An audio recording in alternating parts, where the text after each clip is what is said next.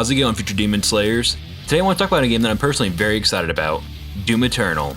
After the breakout hit of 2016's Doom, where the developers managed to create a true masterpiece that defied all the negative modern day video game connotations, it looks like 2019's Doom Eternal is set to be even bigger, better, and more badass than the original.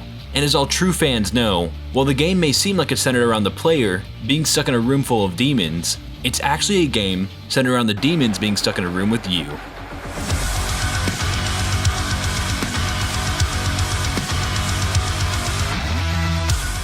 Developed by id Software, Doom Eternal is a direct sequel to 2016's Doom, which won Best Action Game of 2016 at the Game Awards. Known for its high-octane gameplay and viscerally violent kills, you'll once again eviscerate your way through massive hordes of demons in this dark, campy, and violent first-person shooter. This game is powered by id Tech 7, and from the hands-on preview, the visuals are even more impressive, as every bit of flesh and muscle blown off demons are painstakingly detailed. And yet somehow, along with this graphic overhaul, the game will still run as buttery smooth as ever, allowing you to maintain those inhuman rapid movements. Journalists and attendees at Quakecon this year got to try the game out for themselves, and sure enough, there was nothing said but praise and critical acclaim for the game's learning curve, way it handles death, the creativity of the kills, the game's HUD, mob management, and of course, the adrenaline-fueled soundtrack. The learning curve for the game is actually fairly steep. The tutorial will go through everything the player will need to know, and the resource management in this game will be just as pivotal here, as it was in the 2016 game. You will constantly have to switch weapons, as there's always enough demons to consume every last bullet in your inventory. And then once you've hit the bottom of the magazine, it'll be up to you to switch to a chainsaw and replenish your ammo. And if you're low on armor, then melt away your enemies with a flamethrower. Along with a larger inventory learning curve is the revamped agility. This game is even more fast-paced than 2016's Doom, as you can now attach to surfaces and even demons themselves, with a grapple making you feel like a 300-pound, neighborhood-friendly killing Spider-Man. This increased agility can and will make you more fierce, but can also lead to the game being a bit more deadly as well. In Doom Eternal, it's going to be pretty easy to die, but in this game, death is just part of the learning experience, similar to what's seen in the Dark Souls games. The attendees all stated that the new 1-ups require difficult platforming to acquire, but serve as a nice safety net for initial deaths, and allow you to immediately respawn and jump right back into the action. And just in case you died from a mishap with the grapple or dash, then you'll be placed on the nearest ledge to your death. They also all stated that whenever they died, it wasn't that frustrating, as there was no cheat mechanics that led to the death, and instead you understand what got you killed and learn how to better engage the combat scenario next time, by perhaps being more creative with your kills.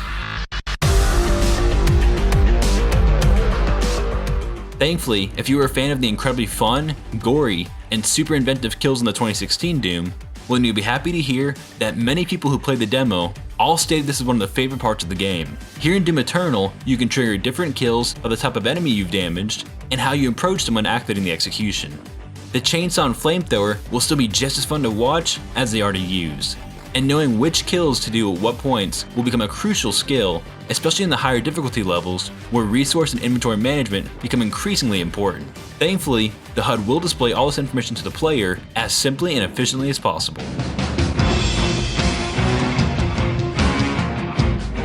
The developers have really outdone themselves here, and the hard work they put into improving and innovating the HUD have all paid off. All the ammo will now be vibrantly color-coded, allowing players to reach a point where the color and appropriate gun type will become second nature to them. The weapon wheel is just as easy to use, and everything should feel faster and smoother here.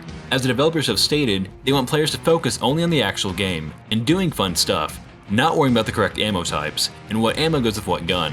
And from the sounds of it, the sheer number of mobs and enemies in the game, and the methods needed to take them down, will require most of your attention. From what was played in the demo, almost everyone stated that this game will have an incredibly high learning curve, making it to where if you're an experienced Doom player, then you'll be grappling, shooting, and executing demons with a beautiful and elegant fashion, and perhaps even avoid being hit at all. But it will take most players some time to reach this point. This game will be very difficult to master. You have to be engaged the entire time, use the environment to your advantage, and of course, never stop moving, even if you're aiming down your sight, as standing still for even a brief second can lead to a quick and rapid death. Still, even for players who were struggling to get past the first couple of rooms, they all said the game was incredible, and one of the most fun experiences they had, especially since the amazing gameplay was complemented by such an outstanding soundtrack.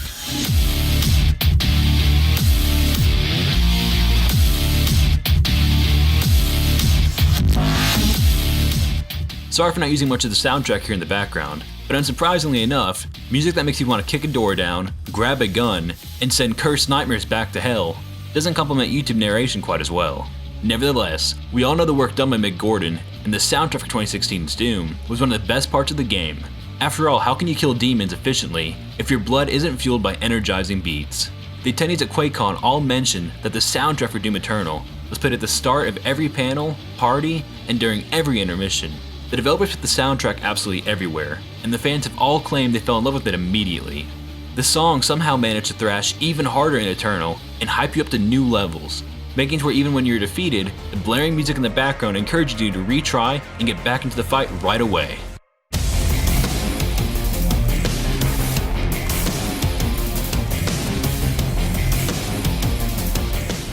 Ultimately, what was shown off at Quakecon left everyone impressed and excited. Combining the enthusiasm of everyone who just played one level, and not even mentioning the newly announced hub world, the game's long length, and even RPG-like mechanics, I'm incredibly excited for this game, and can't wait to get my hands on it when it's released later this year, on November 22nd for all platforms. Well, that brings this video to a close, so let me know in the comments down below if you're hyped for this game and what excites you most. If you'd like to contact me about anything Doom related, or otherwise, as well as stay up to date on my videos, then go and follow my Twitter account linked below.